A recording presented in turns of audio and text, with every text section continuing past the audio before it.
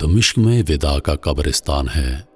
اہل دمشق اسے اچھی طرح جانتے ہیں کیونکہ یہ وہاں کا مشہور قبرستان ہے۔ اس میں اولیاء، علماء، مجاہدین اور شہداء کی قبریں ہیں۔ اسی قبرستان میں ایک گورکن تھا جو اپنے روزمرہ کے معمولات کے مطابق قبریں کھودتا اور مردے دفناتا اور قبروں کی دیکھ بھال کرتا۔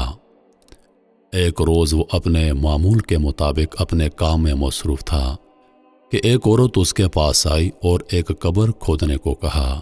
قبر تیار ہو گئی۔ تھوڑی دیر بعد جنازہ آ گیا، مگر اس جنازے میں لوگوں کی کچھ زیادہ تعداد نہیں تھی، چند گنے چنے لوگ تھے۔ جنازے کو زمین پر رکھ کر تابوت کھولا گیا اور میت اٹھا کر قبر میں رکھنے کے لیے دی گئی۔ گورکن قبر میں تھا، اس نے لاش اٹھائی اور اسے قبر میں رکھنے لگا۔ اسی اثنا میں قبر کھل گئی اور جنت کے باغوں میں سے ایک باغ بن گئی، اور اگلا منظر یہ تھا کہ دو آدمی گھوڑوں پر سوار آئے اور میت کو اٹھا کر لے کر چلے گئے۔ قبر کے ارد گرد کھڑے لوگوں کو یہ منظر دکھائی نہیں دیا۔ یہ سب کچھ صرف گورکن ہی دیکھ سکا اور اس نظارے کی تاب نہ لا کر بے ہوش ہو گیا۔ لوگوں نے اسے اٹھایا، اس کے منہ پر پانی کے چھینٹے مارے، اسے ہوش میں لائے۔ ہوش میں آنے کے بعد اس نے عورت کے بارے میں پوچھا، مگر وہ جا چکی تھی۔ لوگوں نے اس سے پوچھا کیا ہوا؟ وہ بولا، بخدا عجب نظارہ دیکھا ہے میں نے، یوں دیکھا۔ اس نے تمام واقعہ کہہ سنایا کہ میں نے جب میت کو قبر میں اتارا تو قبر جنت کے باغوں میں سے ایک باغ بن گئی، اور اس کے بعد دو آدمی اس میت کو اٹھا کر وہاں سے چلے گئے۔ میں حیران ہوں کہ یہ کیا معاملہ تھا۔ سبحان اللہ! لوگ سمجھے کہ اسے وہم ہو گیا ہے، اس لیے وہ اسے چھوڑ کر وہاں سے چلے گئے۔ اس واقعے کے کچھ ماہ بعد وہی عورت ایک بار پھر اس گورکن کے پاس آئی اور اسے قبر کھودنے کے لیے ایک مرتبہ پھر کہا۔ قبر تیار ہو گئی، میت آ گئی۔ گورکن نے میت تابوت سے نکالی اور قبر میں رکھی تو قبر کھل گئی اور جنت کا ایک حسین باغ بن گئی۔ دو فرشتے آئے اور میت کو اٹھا کر لے کر چلے گئے، مگر اس بار گورکن بے ہوش نہیں ہوا۔ وہ فوراً قبر تیار کر کے نکلا اور عورت کے پیچھے پیچھے چل پڑا۔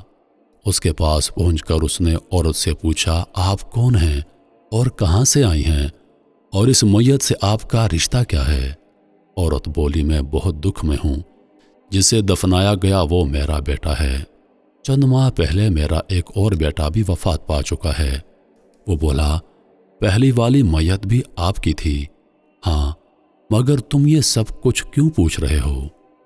وہ بولا، آپ کے پہلے بیٹے کو جب قبر میں رکھا تو وہ جنت کا باغ بن گئی، اور دوسرے کے ساتھ بھی یہی کچھ ہوا۔ دو فرشتے آئے، انہیں اپنے ساتھ لے گئے۔ آپ مجھے بتائیے یہ دونوں کیا کرتے تھے؟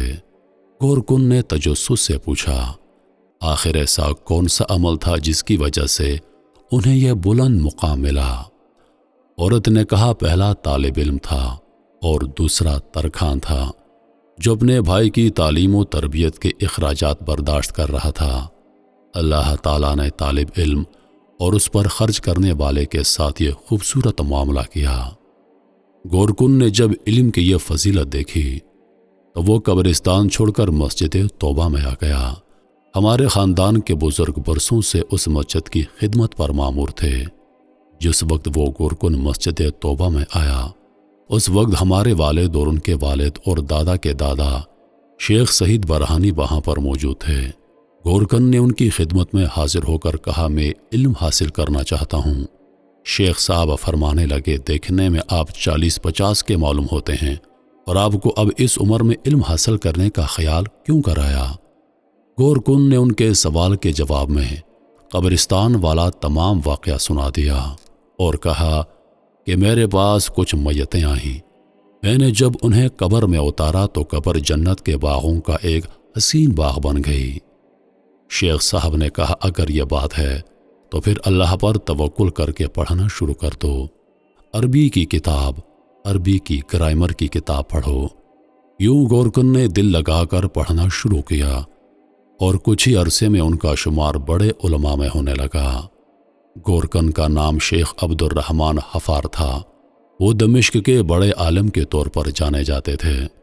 ان کے بعد ان کا سارا خاندان نسل در نسل علم حاصل کرنے والوں میں شامل ہو گیا، جن میں سب سے آخری عالم دین شیخ عبد الرزاق حفار تھے۔